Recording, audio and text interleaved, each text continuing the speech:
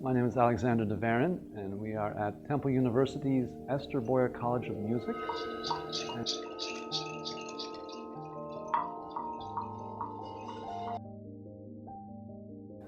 I've been meditating since 1980, so I've been trying to mix that with music. Recently, about 6 or 7 years ago, I gave myself permission to sing. I gave myself permission to break the rules a little bit. And during the practice of formal mindfulness and sitting and feeling the sensations of breathing and disengaging from thoughts and all that, I just said, well, what would it be like if I vocalized, if I just let myself vocalize? And so I would just go maybe, or louder or softer, and just let some sound, some vocal sound come out as I exhaled. And I think the interesting thing about this is that it's really a process of exploration, giving oneself permission to explore. It still is mindfulness practice. Mindfulness practice. It's grounded in experiencing directly the sensations of the present moment without judgment or interpretation. The other thing that happens when we vocalize, which is important, is we're really massaging our body from the inside out. So it really is a gesture of self-compassion. If you sit and you go,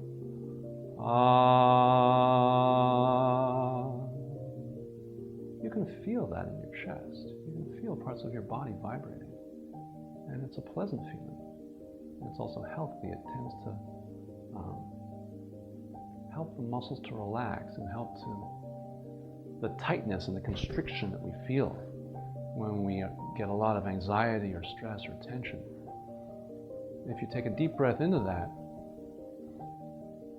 and then sing on the exhale, or ma, or wherever, you can feel some kind of relaxation taking place.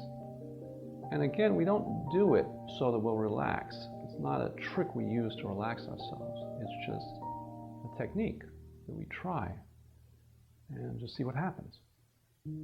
So there's a huge area of mindfulness, which is coming back to the present moment and bringing our mindfulness practice off the cushion into our daily life. The big one now is called Stop, Breathe, and Think. There's an app that is called that, or has that as one of its things. In the PEN program for mindfulness, the stress management program there, they teach stop, breathe, and be. So I'm thinking about that and thinking, why not also make stop, breathe, and sing? And it's really the same idea where you have to stop. And in a way, that's the hardest part. You've got to disengage from what you're doing, and you've got to say, okay, I'm getting all caught up in something here. There's a momentum going on that I want to push back against a little bit, this momentum of thought and engagement. So that first part is just stopping. Second part is then just breathing, coming back, feeling your breath. Feeling what it's like to be alive, really. Fullness of being alive. And then you can express that fullness through song, which is kind of what we do anyway. We associate singing with having a full heart. So you come back and you feel whatever it is you're feeling in a complete way. And then you express that in song. So if you're sad, you can sing a sad song. If you're happy, you sing a happy song. And it's not a magnum opus. You know, maybe it's just a few notes. Maybe it's just like a da ba ba ba dee dee dee dee. Maybe it's just that. A little teeny bit of song. But that changes the experience of coming back to the present. Because you're no longer just here. You're here and singing.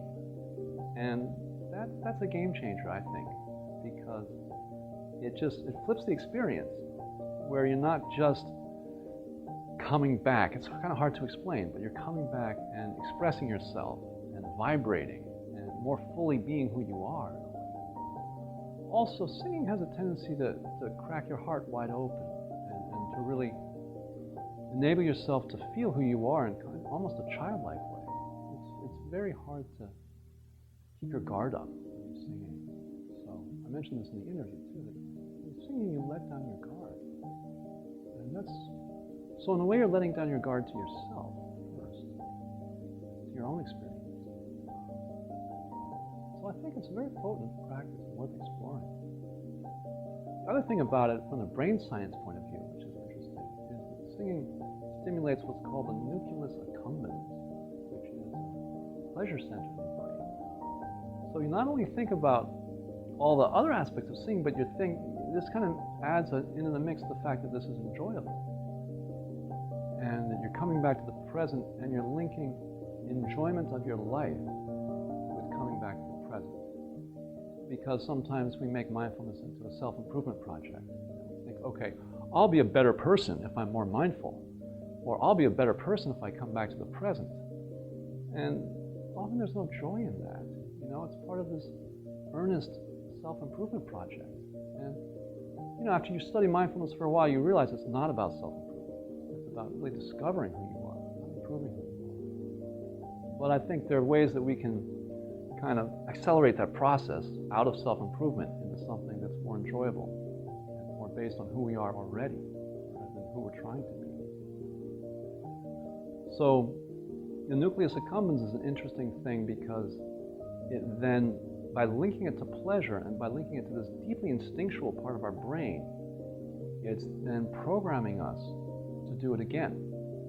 And one of the interesting things about mindfulness practice is we're looking for ways to make mindfulness more of a habit, less of a thing that we have to consciously and earnestly and kind of sometimes clumsily do, and more of just a very light-handed